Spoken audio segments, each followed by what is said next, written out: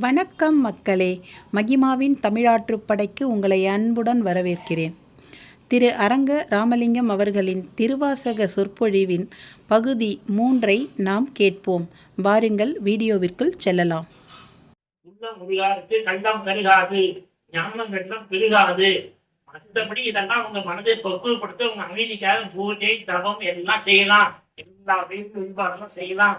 உங்க மன அமைதி உங்களுக்கு நல்ல நிம்மதி கிடைக்கும். ஆனால் இறைவன் உங்களை தேடி வர வேண்டுமானால் திருச்செங்கோட்டைக்கு வந்த மாதிரி உங்களுக்கு தேடி அவர் வரணும்னா ஒரே உருகி உருகி உருகி வழிபாடு செய்யணும்.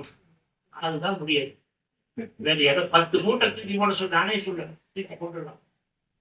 அந்த படிக்கிறது தான் கஷ்டம். படிக்கிறது தண்ணி வச்சுக்கலாம். அப்புறம் அதை செலக்ட் பண்ணி சுருக்கி எசன்ஸ் ஆக்கி கேப்சூல் ஆக்கி கொடுக்குறது அதை விட கஷ்டம். மண்டை காண்டிடும், வீட்டு 200 மேல தாண்டிடும், கஷ்டம் சுண்டம் சுண்டணும் தானே தெரியும் அந்த கஷ்டம். இது புறத்துல என்னவா செய்யலாம் சார். உடல் அறிவு சுரங்க அங்கே சுருக்குது பாருங்க, உணர்வு சொல்லுவோம். அப்போ நீங்க மனம் தூய்மையாக வேண்டுமானால் முழுக்க முழுக்க எல்லாவற்றையும் தூய்மைப்படுத்த மனம் தூய்மையாக அந்த உள்ள அப்பதான் உருகும். சும்மா உருகாது, இல்லைன்னா போலியா அடிக்கலாம். இந்த பழமொழி சொல்லுவாங்கல்ல, பந்தல்லே பாவக்கா பந்தல்லே பாவக்கா. வீட்டுக்கு போறாங்க, மகனும் தாய் சொல்ற பாத்துக்கா, என்ன பாத்துக்கா பாவக்கா தொகுதி போறது இடம் விட்டுது சொல்ற பந்தல்லே பாவக்கா பந்தல்லே பாவக்கா. மகன் பதில் சொல்றான், போவுகளை பற்றிக்கலாம் போவுகளை பற்றிக்கலாம். வீட்டுக்காரங்க யாருக்கு செத்து போன பணத்தினுடைய வீட்டுக்காரங்க அவன் சொல்றாங்க கைதுகிட்டே, விதைக்கு என்ன விட்டு விதைக்கு என்ன விட்டு. இதெல்லாம் 3 பேர் துக்கப்பட்டாங்க. இந்த கோடித்தனமான விதைகை உருக்கம் தான் நம்ம கிட்ட இருக்கும். சிவாஜி கணக்கெல்லாம் மட்டும் பிச்சை வாங்க சார், நம்ம கிட்ட பிச்சை வாங்க. நாம தான் ஒவ்வொரு நிமிஷம் நடிச்சுக்கிட்டே இருக்கிறேன். அடியாருக்கும் அடியாருக்கும் மணிபாஸ் அடி சொல்லிட்டாரு, நடிச்சுட்டு இருக்கோம். என்ன செய்ய முடியும்? அப்ப என்ன சார் செய்யலாம்? என்ன செய்யலாம்? இந்த உருக்க வந்தால் நீங்க இறைவனை கேட்க முடிக்க வந்துடும். இறைவன் இப்ப வராது.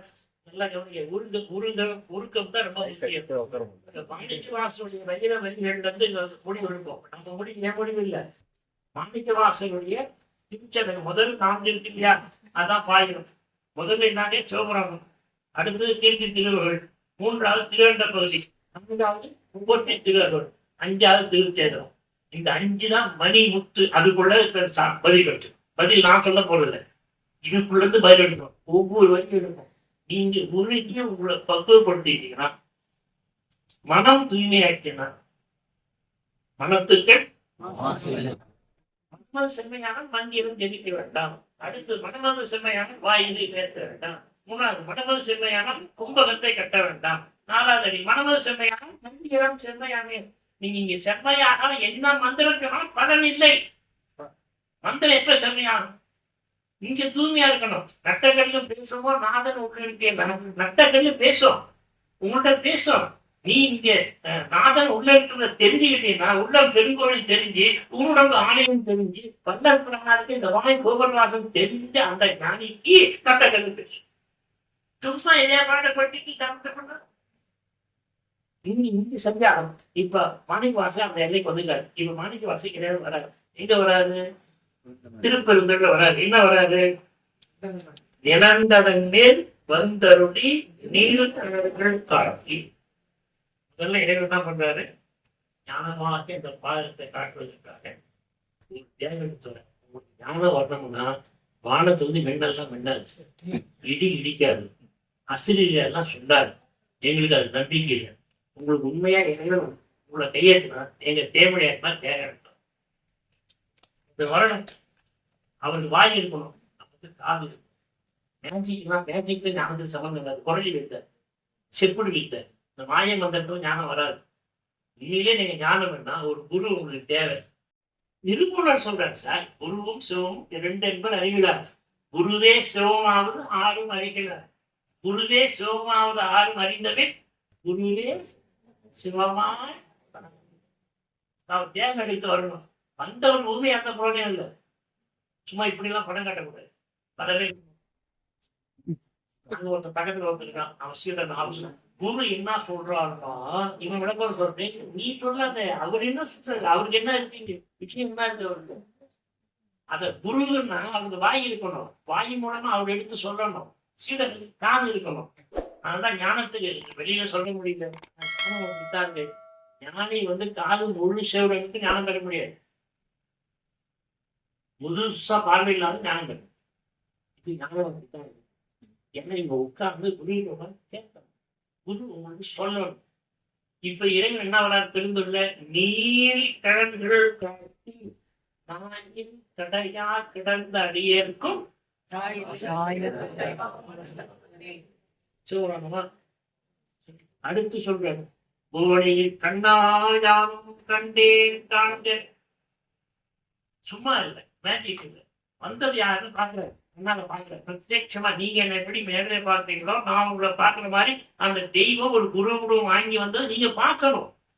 மாணிக்கவாசன் கண்ணால் யானும் கண்டேன் காண்க. எப்படி பார்த்தாரா? நாக்கல்ல உட்கார்ந்தாரா, இல்ல ஏதாவது பாம்பு படுக்கையில வந்தாரா, காலமேட்டில் வந்தாரா? புவனியில் சேவடி தீண்டினன் முதல்ல சொல்லிட்டேன். புவனத்துல இங்க புவனியில் சேவடி தீண்டினன் திருவாசகம். சரி, வந்தது யாரு? பாலகுமார் கூட வேஷம் போட்டு வந்து ஏமாத்தலாம், சிவபெருமான் வேஷம் போட்டு வரலாம் கூட. அதே வேஷம் பாருங்க, பிரமாதமா சிவபுரானே அசுந்தரம் நாம இருந்துதான் இருந்திருப்போம். யாரும் பார்த்தா சிவபுரம் இல்லைங்களா? ஆனா உண்மையா சிவபெருமான் வந்தாலும் ஒருத்தரையும் இருக்கு, எல்லாம் ஒழிவு 100 பாம்பை போட்டுக்கிட்டு யாரும் இருப்பாங்க. அதனால இன்னும் மணிவாசம் போறாரு, சிவனேன யாரும் தேடினாரு. இந்த நிலந்தர் மேல் வந்தவர்கள் இணையர்கள் கண்டது யாரு? கண்ணால் தாம் கண்டது யாருன்னா சிவபெருமான். சிவனேன யாரும் தேடினன் காண்க. அப்படி வந்தவர் பாடுதான் சொல்றாரு. இங்க திருச்செந்தூர்ல சொல்றாரு, அவர் வந்தது எப்படி காட்டாரா? வண்ணம் தான் காட்டி. வண்ணம் எப்படி காட்டுவாரு? மேஜிக்கல் புலித்தொலை கட்டி, யானை தொலை கட்டிக்கிட்டு, பாம்பை போட்டுக்கிட்டு, பெரிய பெரிய சுடலம் போட்டுக்கிட்டு, கல்ல வச்சுக்குவார். நிறைய கற்பனை பண்ற தப்பு இல்லை, ஏன்னா மக்களுக்கு சொல்லித்தான் ஆகணும். இப்ப எல்லாம் கற்பனை பண்றாங்க, கங்கையை போட்டுருவாரு. கங்கை எப்படி ஒரு உருப்படி தண்ணியை கங்கை பேர் யாரு இல்லை, அது எப்படி தலைமையில் இருக்கும்? கங்கை என்றால் ஞானமாகிய கங்கை. ஞானத்துக்கு அளவு கிடையாது. 1,000 பேர் கொடுத்தாலும் ஞானம் குறையுமா? நான் இன்னும் 100 நாள் பேசினாலும் என்கிட்ட ஞானம் குறையுமா? வளருமே தவிர குறையாது. என்கிட்ட யாரும் பறிக்க முடியாது. இந்த உலகத்தில் பேரறிவு பெரும்பொருளாக இருக்கிற பெருஞ்சோதி பெரும்பொருளுடைய ஞானத்தை தான் கங்கையா உருவம் பண்ணியிருக்காரு. ஞான கங்கை. அது அவருக்குள்ள அவருடைய சூழ்நிலைக்குள்ள சொல்லிக்கிட்டு அவசாரிட்டாரு. நீங்களும் சிவமாகலாம், நீங்களும் ஞான கங்கையை வச்சுக்கலாம், ஞானமாகிய நதியை வச்சுக்கலாம். இதெல்லாம் உருவகமா சொல்லியிருக்கிறாங்க. இப்ப பாருங்க, வண்ணம் தான் காட்டி, அது எப்படி இருக்கணும்? வடிவு காட்டி, அதுக்கு மேல அந்த வடிவு எதுவும் மலர் கடல்கள். இதெல்லாம் பாகமா உங்களுக்குள்ள இருக்கு. ஞானமேயாகி திருப்பாதம் காட்டி, அந்த திருப்பாதத்தை எப்படி காட்ட முடியும்? ஞானமாகி அம்பலத்துல தான் காட்ட முடியும். திருவண்ணாமலை பதிகத்துல என்ன சொல்றாரு? அங்க இருக்க திருவண்ணாமலை சிவலிங்கத்தை என்ன சொல்றாரு? அண்ணாமலை பதிகம், ஞானத்திறனாய் நின்ற பெருமான். அங்க இருக்கிற பெருமான் யாரா? நீங்க போய் சிவலிங்கத்தை வணங்குவீங்க. ஆனா ஞானமெல்லாம் திரட்டு திரட்சியா இருப்பதுதான் அங்க இருக்கிற கருவறை. அந்த ஞான திரட்சியாக இருக்கிற சிவலிங்கம் உங்க ஜோதி, உங்க உயிர், அது ஞானமாகிய அம்பலத்துலதான் ஒரு குருவன் காட்டினதான் அந்த ஞானமாகிய பாதை எதுன்னு தெரியும். இப்ப நான் சொன்னது எதுவும் ஒரு வரி கூட ஏன் வரி இல்லை, ஒரு சொல்லு கூட எண்ணியது இல்லை. எல்லாம் திருவாசகம், ஞானசம்பந்தர் தேவார். இப்ப புரிஞ்சுதுங்களா? நான் எதுவும் சொல்லல. சொன்னதெல்லாம் யாருங்க? ஞானசம்பந்தர், மாணிக்கவாசகர், அத்தாட்சியோட திருவாசகம். இதுக்கே வருது, என்ன சொல்லிட்டே வராது. ஞானம் ஆண்மை உடலும் அப்படின்றது. ஆண்மை உடல் தான் துறக்க முடியும். துறக்கத்தை எல்லாரையும் முடியாது, பேசலாம். மனதான துறக்கிறது என்பது அதுக்கு ஒரு ஆண்மை வேண்டும். அந்த ஆண்மை ஆட்சி ஞானம் பெறுவதற்கு எல்லாம் உள்ள குருவுள் சித்திக்கட்டும். பெருஞ்சோதி அருட்பெருஞ்சோதி.